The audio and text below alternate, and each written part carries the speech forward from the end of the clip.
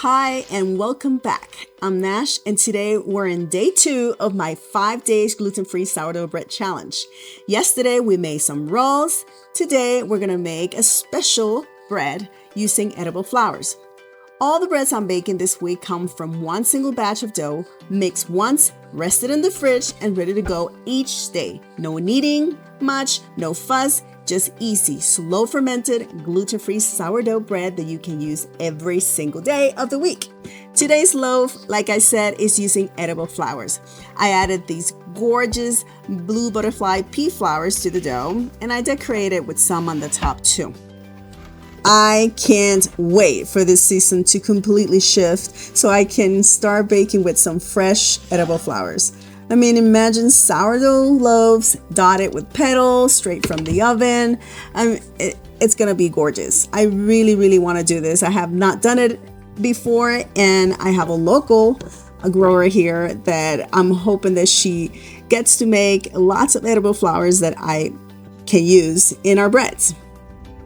Now, back to the challenge. All of the breads in this challenge are gluten-free and are plant-based. Perfect for anyone who just want to enjoy these wholesome breads, beautiful and not compromising their health. So after I turn my bread, as usual, I flour with some rice flour, but this time I use one that is called Tide rice flour. It's finer and it's better for when you either gonna score or you just want your bread to look more white after baking. Then I put my dry flours in water and I started decorating the bread with them.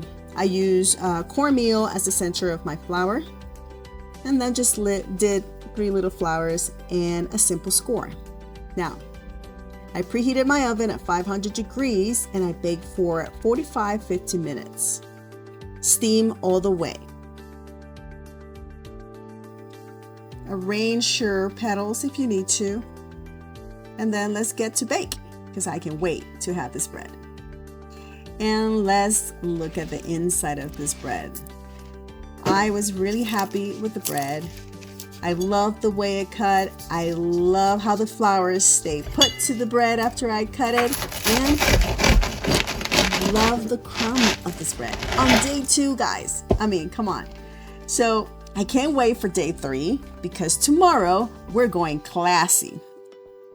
I am showing you how to make a classic sandwich bread loaf using the same dough. Stay tuned and keep on baking until tomorrow.